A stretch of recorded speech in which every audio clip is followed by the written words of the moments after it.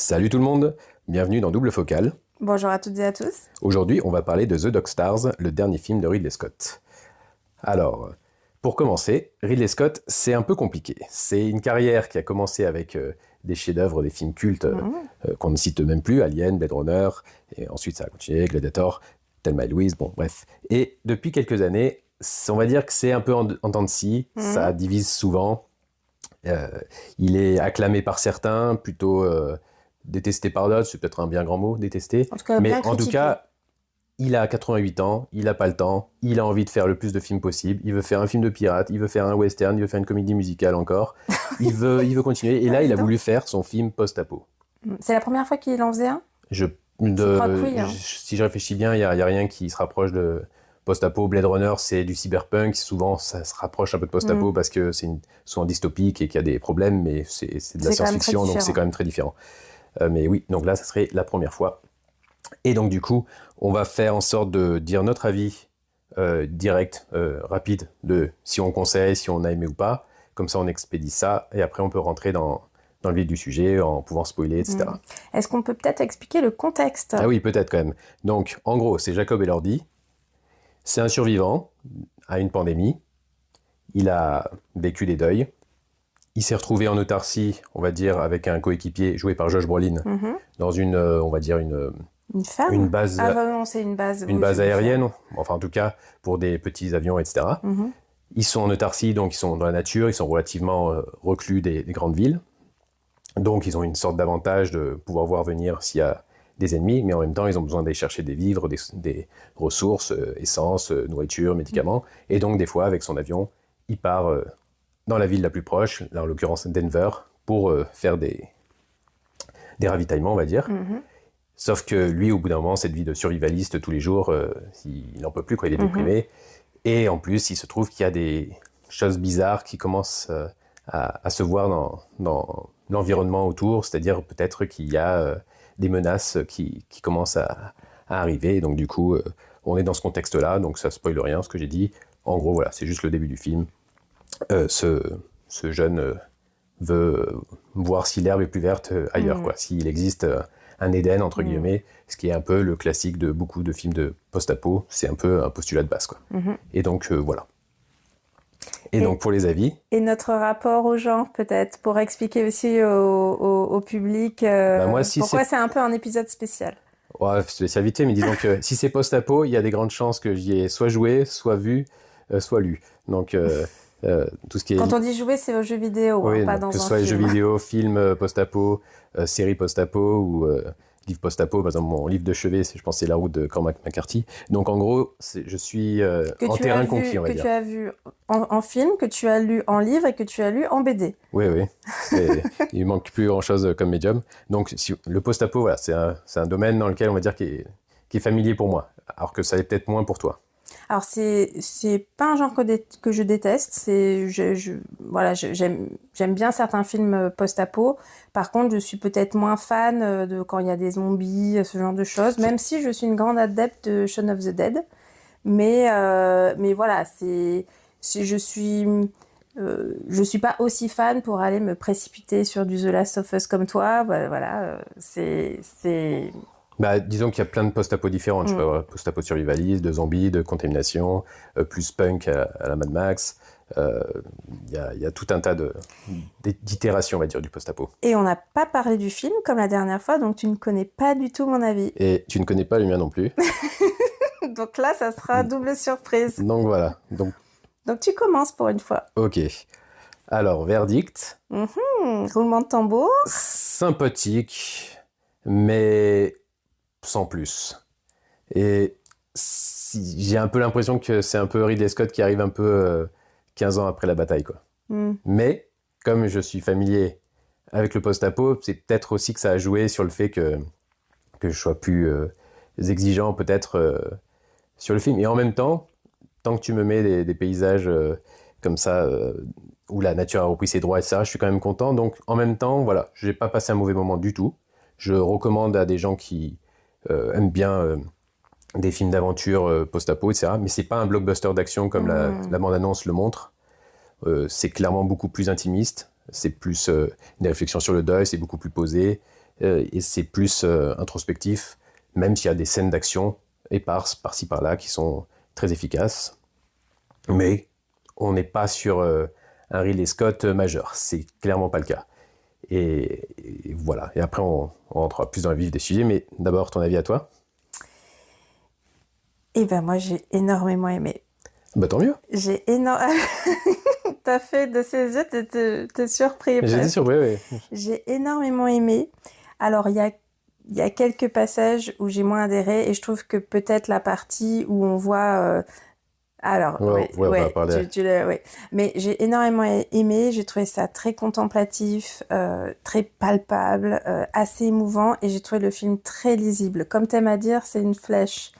Voilà, c'est... Ah ouais, bah pour moi, c'est pas du tout une flèche. Hein, Ah mais, ouais, eh ben mais... moi j'ai trouvé ça très lisible. Après, il y a... Se dire lisible, tu veux dire c'est qu'il n'y a pas de bout de gras, ça va droit au but ça va droit au but. Ouais, Franchement, ça va droit au but, il y a de très belles images. Alors, il y a peut-être 5% du film où j'ai moins adhéré, mais... Je pense savoir le moment. Mais j'en suis sortie... Alors, non pas avec beaucoup d'espoir, mais avec beaucoup d'amour, je sais pas comment te dire, et avec... voilà. Il est clairement feel good, et venant de... Enfin, feel good, c'est vite dit, mais je veux dire pour un truc post-apo, et venant de Ridley Scott, qui est quand même, depuis la mort de son frère Tony Scott, qui est un autre réalisateur très connu, qui a fait plein de films d'action, qui a fait Top Gun, qui a fait Man on Fire, Denzel Washington. Donc c'est vraiment son frère qui faisait beaucoup de films d'action, il s'est suicidé, c'est assez dramatique, c'est ce qu'a vécu Ridley Scott, que son petit frère du coup disparaisse. Et à partir du moment où il est mort, il s'est mis à faire des films très très nihilistes, très misanthrope, on va dire, vraiment avec un côté très cynique sur le monde, etc. Donc le voir faire un film comme ça, plein d'espoir, on dirait que voilà, ça l'a peut-être un peu réconcilié sur certaines choses. Donc ça va être un épisode intéressant, je pense. Voilà. Et donc du coup, je pense savoir, donc là à partir de là maintenant, est-ce qu'on spoil ? Allez, on spoil, on rentre dans le vif du sujet là. Alors, on peut commencer avec les acteurs, mais vite fait. Ouais. Jacob Elordi, qui aurait dû à la base avoir... enfin, ça aurait dû être Paul Mescal qui aurait dû jouer son rôle. Ah oui ? Et franchement, je pense que moi, je préfère Paul Mescal largement. Je trouve qu'il fait passer beaucoup plus d'émotions.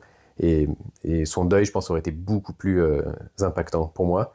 Mais après, j'ai rien contre Jacob Elordi. Il est sympathique dans les différents rôles que j'ai vus. Mais pour l'instant, j'ai jamais vu Jacob Elordi vraiment me bluffer. Peut-être plus dans Euphoria et encore. Et j'attends de voir le film qui me fera vraiment être emballé par cet acteur. Mais pour l'instant, je trouve que c'est vraiment une coqueluche qui commence à monter un peu de partout. Et tu vois, des fois, on voit des gens qui critiquent Chalamet. Mais moi, je comprends Chalamet, tu vois, qui puisse emporter les foules pour plein de rôles différents dans lesquels je l'ai vu, avec une certaine intensité. Mais Jacob Elordi, pour l'instant, tout le long, j'avais presque l'impression de voir un peu un mannequin. Ah bon ? J'ai pas trouvé qu'il faisait particulièrement un gars qui vit dans un monde post-apo, quoi. Mais bon, après, voilà, Après, c'est peut-être aussi le rôle qui lui a été donné. Moi, c'est quelqu'un que j'apprécie beaucoup. Je l'avais beaucoup aimé dans Frankenstein. Parce que je trouve qu'il a enfin, j'ai l'impression qu'il a toujours un regard un petit peu fragile. Non, mais ça, je te l'accorde. Il a une certaine douceur. Non, moi je trouve justement. Au-delà de la douceur, évidemment, il a cette douceur-là, et notamment quand il est avec son chien, tout le début, je l'ai trouvé mais super, mais comme s'il était parfois un peu border, tu vois, c'est-à-dire peut-être comme s'il avait un petit fond un peu déprimé et très fragile, et je trouve qu'il a ça un peu dans ses yeux, et je trouve moi, il me fait toujours... tu vois, moi, c'est plus Paul Mescal que j'aurais vu comme ça, comme il était dans Hamnet, et de l'imaginer dans le même rôle, j'aurais complètement plus adhéré, je pense. Mais... Bon, après, c'est des... Oui, après, c'est des préférences. C'est très subjectif, quoi. C'est des préférences d'acteurs. Tout à fait bon dans le rôle. Moi, je l'ai trouvé très convaincant, en tout cas. Après, Josh Brolin. Ah, j'adore. Son acolyte. Josh Brolin, de toute façon, je trouve qu'il est toujours nickel dans tous les rôles. Je crois que j'ai jamais vu Josh Brolin mal jouer. On le voit un peu partout, au final. Et pourtant, c'est pas l'acteur qui est mis tout le temps en avant... comme s'il était ultra connu, etc. Mais pourtant, il est partout. Et puis bon, il est dans un de mes films préférés, No Country for Old Men. Donc, oui, et puis il fait quand même des énormes blockbusters. Là, on va le voir dans Dune. Ah, mais oui, Oui, il est encore dans Dune 3? Je sais plus. je sais plus, c'est toi qui connais mieux Dune 3, Oui, mais là, on j'ai les un reverra, trou. je sais pas Mais si comme on son avait personnage... prévu de revoir de toute façon tous les Dunes, je m'étais mis en tête que je reverrais Josh Brolin. Et puis, oui, il a joué Thanos il a joué dans les Thanos Avengers, il dans a les joué dans Avengers Deadpool et il aussi. va ressortir là dans Endgame encore. Mhm. Donc, Mais c'est surtout tous ces films intimistes, il a joué un peu avec tous les plus grands, quoi. tous les plus grands, voilà. Ouais. Et Mais en tout cas, toujours je l'ai impressionnant. trouvé très convaincant. Après, c'est peut-être pas un rôle qui le sort de sa zone de confort, mais Il avait il est très joué bien, quoi. déjà dans American Gangster, si je dis pas de bêtises, de Ridley Scott. D'accord. Et après, il y a Guy Pearce. Mhm. Donc Guy Pearce, ouais, toujours convaincant. Il a tellement une gueule qui bouffe la caméra. Genre, il y a vraiment un faciès. Ouais, il a une gueule. Il est aussi, il a déjà joué avec Ridley Scott dans Prometheus et Alien Covenant, parce qu'il joue Peter Welland. Donc, en gros, ils sont de la même, enfin, il est familier du cinéma de Ridley Scott. Et il a déjà joué dans un film post-apo qui s'appelait The Rover, qui se passait en Australie. Et où là, vraiment, là, c'est l'opposé, c'est vraiment le film nihiliste à fond, où il n'y a plus d'espoir, etc. Avec Robert Pattinson aussi, qui joue une sorte de redneck mal en point, avec lequel ils vont devoir faire un bout de route ensemble.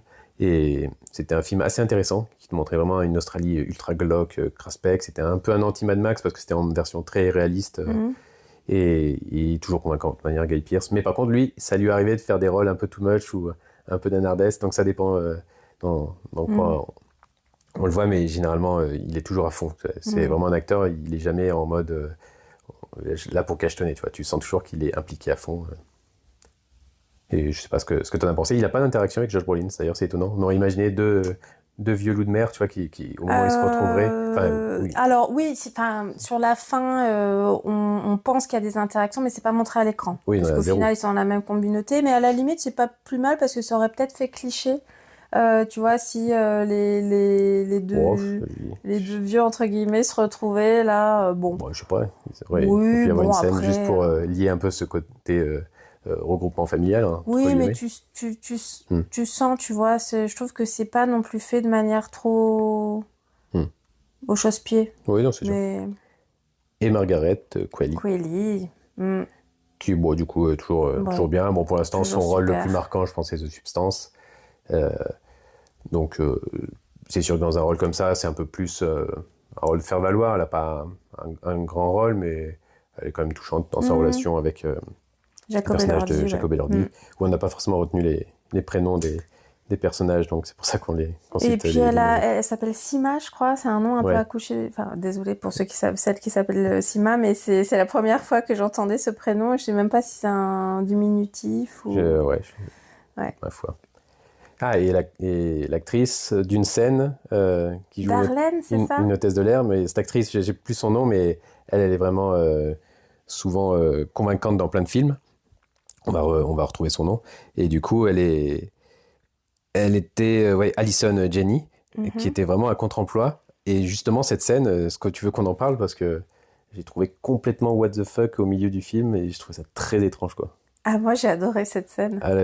Donc, en gros, c'est un aéroport qui est censé être un peu le fameux Eden. Grand et Junction. À partir du moment où ils atterrissent, tu vois la gueule des militaires, tu dis ok, voilà, j'ai compris, et j'ai vu ça 1000 fois. Et c'est vrai que là, c'était pas très surprenant. Par contre, le fait qu'ils aient reproduit une espèce de vision rétro années 50 des États-Unis, il y a un côté très Fallout. Et en même temps, il y en a qui ont cité Shining, c'est sûr que c'est évident avec le bar, on pense tout de suite à ça, comme on avait vu dans Passengers ou quand t'as tous le bar comme ça, avec les cocktails derrière, enfin, il y a une imagerie qui fait vraiment penser à un côté rétro comme ça. Et je trouvais ça complètement...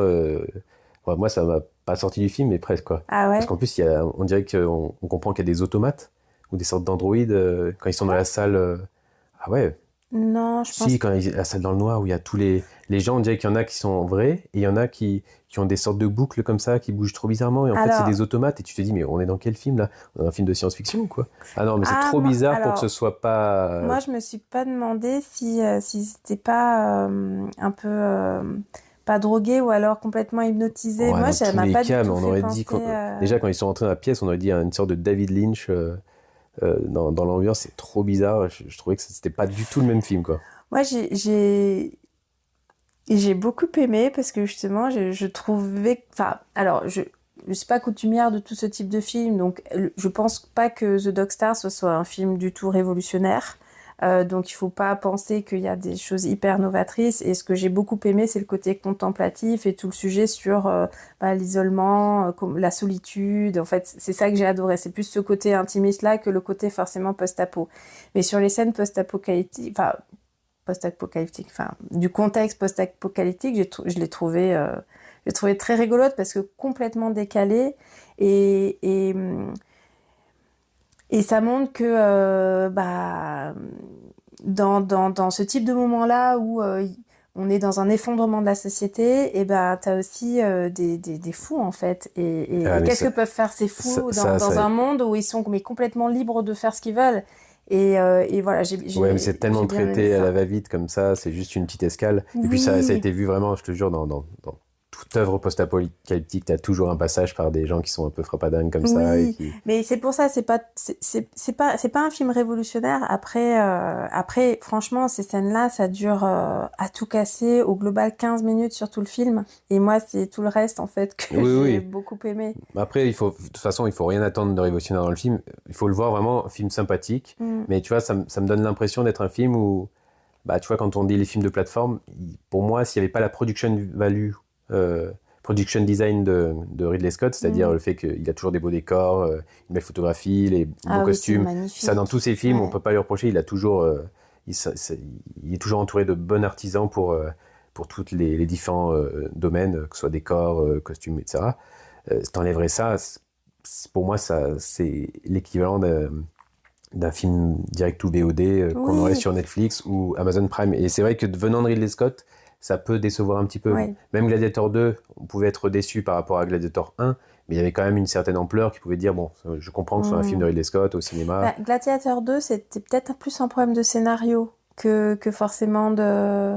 Tu vois, le scénario était pas extraordinaire, il y avait un peu des redites, c'était un peu dur réchauffé, mais sinon, il y avait quand même de très belles scènes, je trouvais, et des moments un peu plus inventifs, peut-être. Après, Ridley Scott, maintenant, il a la réputation, il a encore une fois, il a fait ça, il fait toujours ça, maintenant, il filme, en gros, il est sous sa tente avec tous les écrans devant lui, le combi caméra, etc.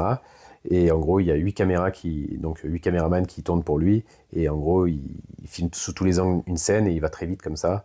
Il fait presque à l'impro. Et donc, il enchaîne les tournages assez rapidement parce que justement, c'est pas un gars qui fait beaucoup de répétitions, qui recommence 10 000 fois des scènes et il couvre tout avec toutes ses caméras. Et il se dit, on se démerdera au montage, on enlève la perche si on la voit apparaître ou un truc comme ça. Et c'était déjà le cas sur Gladiator 2 et c'était le cas depuis tous ces films dernièrement. Mais après, voilà, c'est souvent dans le scie dernièrement, il y en a un qu'on peut apprécier plus qu'un autre. Dernier Duel, moi j'avais beaucoup aimé. Ce qui est sûr, c'est que ce film-là, c'est pas un film culte, c'est pas un chef-d'œuvre. Mais après, ça serait très intéressant de faire une tier list sur Ridley Scott. Parce que là, pour le coup, il faudrait que j'en rattrape il a fait une trentaine de films. Il y en a, moi, il m'en manque quand même quelques-uns, donc à rattraper. Ce sont des films un peu inconnus au bataillon. C'est vraiment pas les plus connus de Ridley Scott. Mais pour une majorité, on en a vu quand même beaucoup de lui. Mais ouais, ça bon, je ferai le timekeeper alors pour être sûr que ça fait pas 4 heures. Je suis pas sûr de réussir à tout rattraper, je vais voir s'il faut un moment. Mais du coup, vu qu'on a parlé des scènes un peu post-apo, qu'est-ce que tu as pensé de la représentation un peu de ces groupes c'est des faucheurs, c'est comme ça qu'ils pareil, j'ai lu un truc, Ridley Scott, il a dit qu'il voulait pas être dans le cliché à la World War Z avec des zombies, etc. Donc il n'y a pas de zombies, il n'y a pas d'infectés, etc. Et à la place, il semble indiquer dans le film, en tout cas ce que ça transparaît, ça serait un peu comme si c'était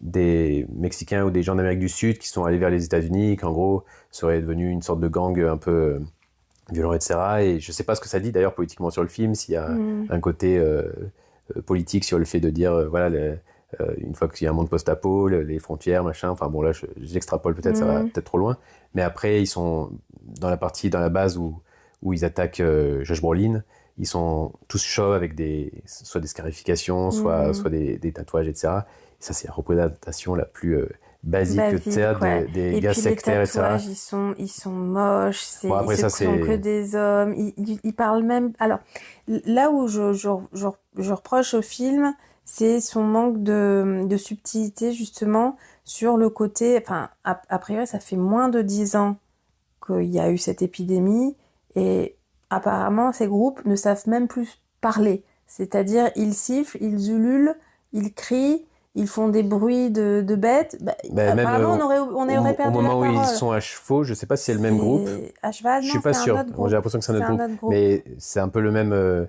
typologie où C'est on pareil, comprend quoi. rien. Et du coup, il y a vraiment une analogie presque un peu à l'ancienne des cow-boys C'est et ça. des Indiens. Ouais, Et donc, c'est... du coup, il y a un côté natif américain qui reproduit une sorte de western post-apo, parce que souvent, Donc, le post-apo est souvent comparé au western, parce qu'il y a un peu les mêmes codes de la loi n'existe plus. Et... mais je me suis demandé, c'était tellement cliché pour le coup, que s'il n'y avait pas du symbolisme derrière, en disant on peut facilement perdre notre humanité. Tu vois, je me suis dit, j'essaie de me raccrocher à un raisonnement philosophique parce que j'ai beaucoup aimé le film, et sauf 15 minutes qui correspondent vraiment ou 10 minutes qui correspondent vraiment à Ces groupes, ce groupe post-apo, puisque d'un côté, tu sais, quand ils croisent l'homme au début du oui, film, à il lui Denver. parle, donc il est D'ailleurs, seul, mais un il lui acteur parle qui joue dans encore. Trainspotting, qu'on a vu dans plein de films, Voilà, souvent, c'est vieux ça. c'est un acteur british qu'on voit régulièrement. Et ceux qui vivent en communauté, en groupe, ils auraient perdu la parole.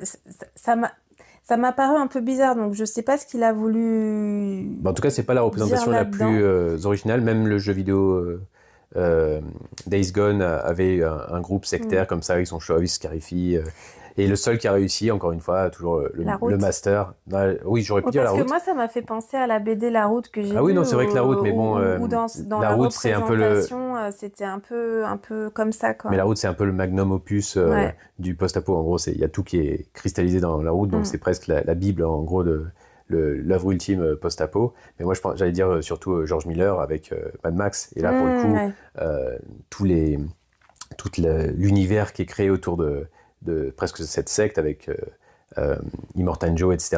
Et Ouais, ceux qui qui sont tout vont, blancs, là. ouais, qui vont vénérer du coup le V8, donc c'est les Hmm. moteurs et Ouais. qui tiennent des volants. Enfin, tu vois, il y a tout un univers qui est construit Ouais. et en Ouais. fait, tu as tout un lore qui se crée autour et Hmm. visuellement, ça a de la gueule et en fait, ça existe à l'écran et c'est C'est omniprésent tout le long du palpable. film. Là, c'est juste un ersatz, une version Wish, on va dire, de ça, Ouais. tu vois. En fait, j'ai l'impression que le post-apo, c'était peut-être un prétexte à la thématique sur la solitude, et que finalement, ce film-là, tu aurais peut-être pu le faire dans un autre contexte, voire Ah même oui. presque non post-apo.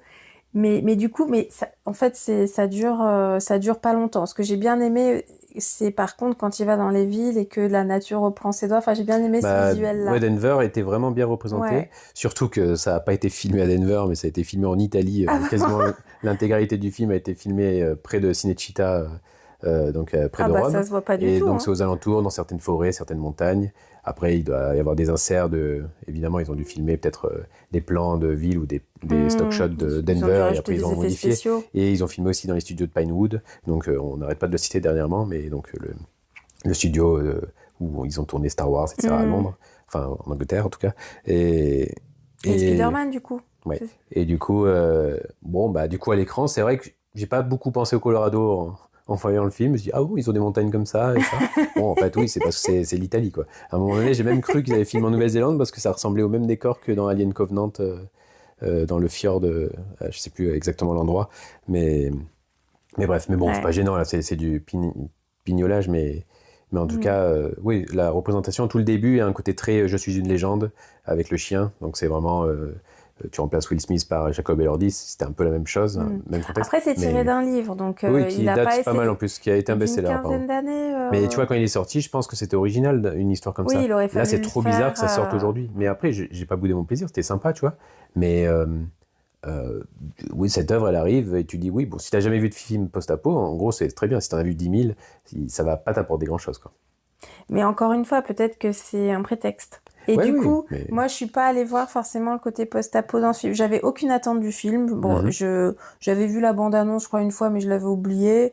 Je t'ai accompagnée, quoi. Mhm. Mais du coup, ouais, je me suis laissée surprendre et j'ai adoré le côté contemplatif. Tout le début, je trouve que Ouais, les 20 premières minutes, elles sont magnifiques. La manière dont il est avec son chien, ce chien qui est vraiment hyper mignon. D'ailleurs, c'est à la mode en ce moment parce qu'il y a le film avec Brad Pitt qui Oui, va sortir Heart of prochainement the Beast, c'est ça? avec un chien. Alors d'ailleurs, il y avait 3 chiens sur le tournage apparemment. D'accord. Donc tu avais un pour les scènes d'action, un pour les scènes terrestres, etc. Et un troisième qui était calme. Et en gros, ils alternaient en fait selon les scènes, les besoins de la scène, Et il y en a ce un dont qui ils a avaient besoin, joué, quoi. enfin, il ressemble à celui du film avec Brad Pitt. Ça va être le même chien ou pas Ça, je sais pas, spécialement? mais Je sais ça, pas. c'est possible que ce soit le même chien. Au final, je suis pas sûr qu'ils aient 10 000. Et j'ai trouvé le film quand même assez immersif au niveau de la musique et du sound design. J'ai trouvé ça assez bien fichu aussi. Qu'est-ce que t'en as pensé? Pas grand-chose. C'est Harry Gregson Williams qui a fait la musique. Pourtant, il est habitué à faire des BO très marquantes. Je me souviens qu'il avait fait la musique de The Rock, je crois, le film sur Alcatraz avec Sean Connery et Nicolas Cage, qui est un film, si je dis pas de bêtises, de Michael Bay.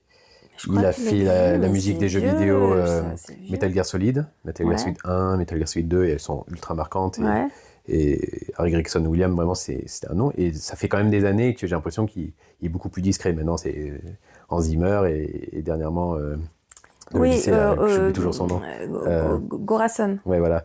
Enfin, oui, C'est Gorason. ça, c'est Gorason. Et du coup, j'allais dire, ça fait plaisir de le revoir, Harry Gregson Williams, sa musique, mais moi, ça m'a pas marqué. Mais si ça t'a marqué, C'est pas que ça m'a marqué, c'est bien. mais j'ai trouvé que ça allait bien avec le style du film et que, tu vois, c'était une musique assez intimiste.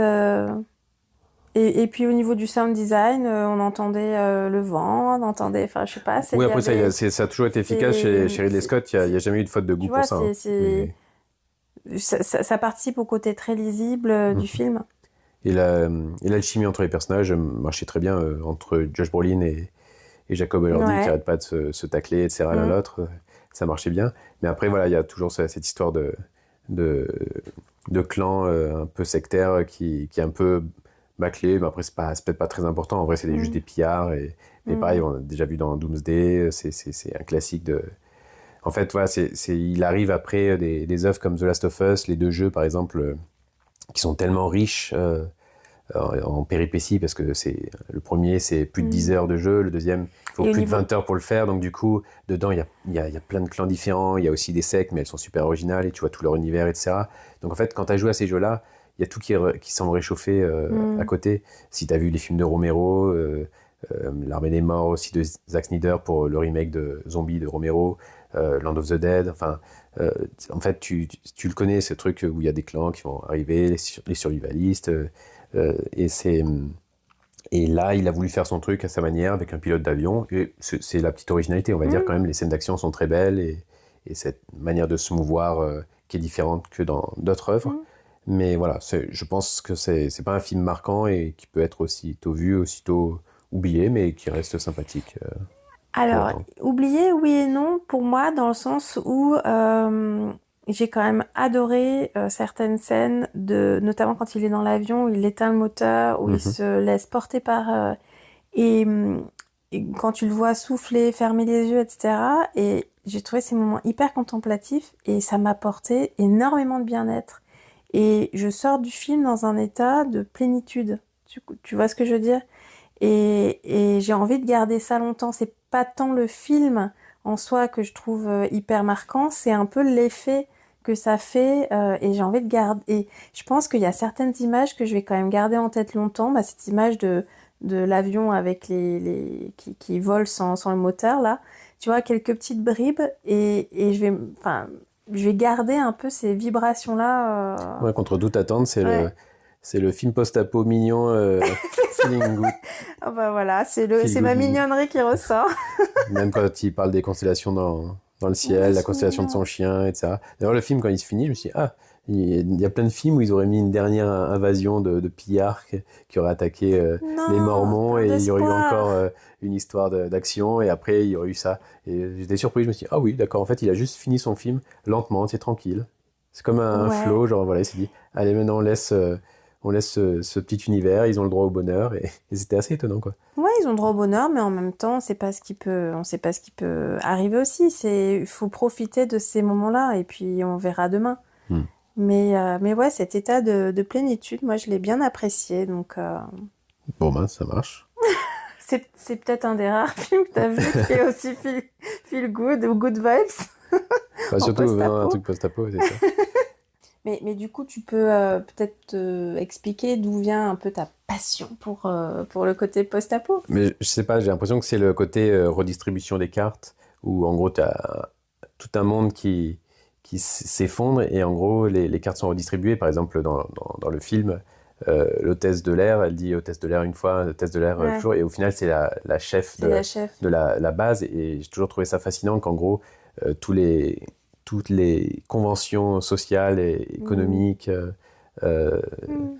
En et fait, de l'État, rien n'est en acquis au fait, final, ouais. tout s'effondre, mais le monde est toujours là, et en même temps, Mm. tu as le côté un peu cliché dans les films post-apo, mais l'homme est un loup pour l'homme, bref, Mm. et en gros, du coup, ça fait ressortir euh, le pire Mm. être humain, et en même temps, peut-être le meilleur dans d'autres Mhm. cas de figure, et, et aussi esthétiquement, quoi, c'est d'avoir comme ça ces villes qui sont bouffées souvent par la nature qui reprend ses Mm. droits.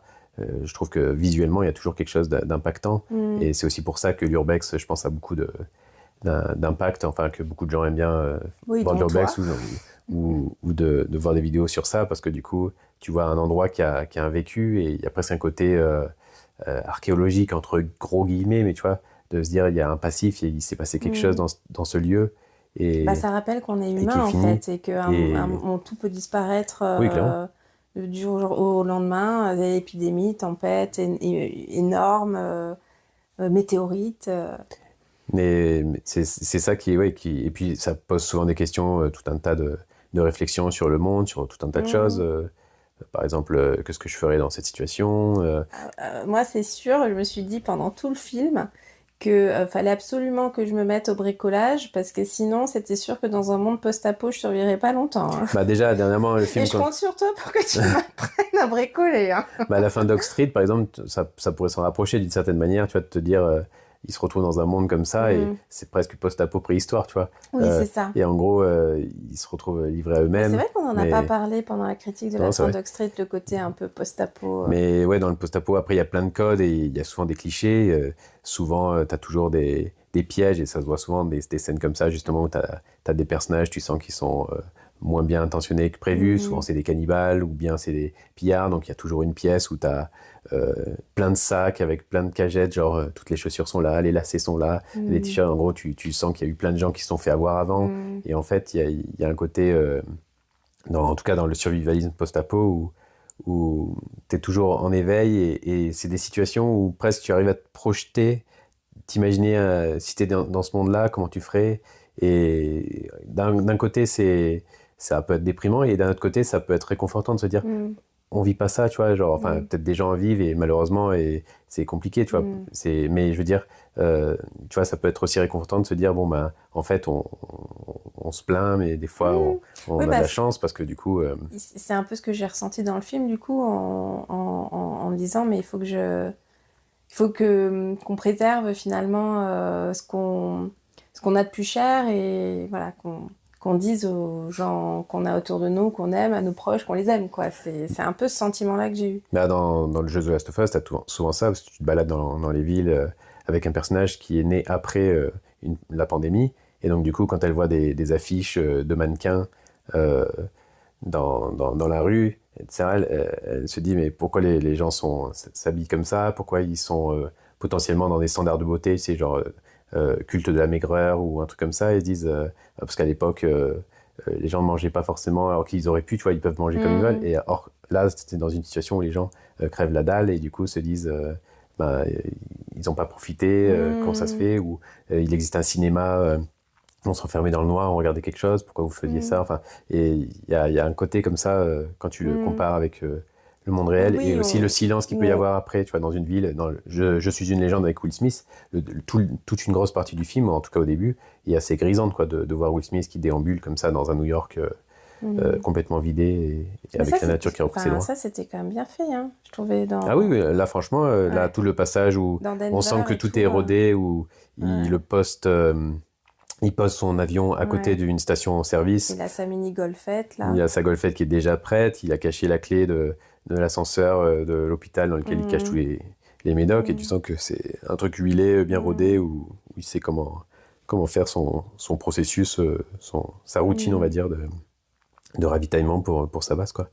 Mais du coup, il y a tout ça. Il y a toujours ces thématiques intéressantes, des fois des critiques de la société de consommation, par exemple dans les films de zombies comme L'Armée des Morts ou Dawn of the Dead de Romero, où du coup c'est des gens qui s'enferment en gros dans un centre commercial et du coup ils ont accès à tous les magasins, tous les vivres possibles, et tous les gens qui sont à l'extérieur, qui sont encore en vie, ils ont envie de rentrer à l'intérieur, et les zombies essaient de rentrer dans le centre commercial par réflexe de ce qu'ils faisaient avant.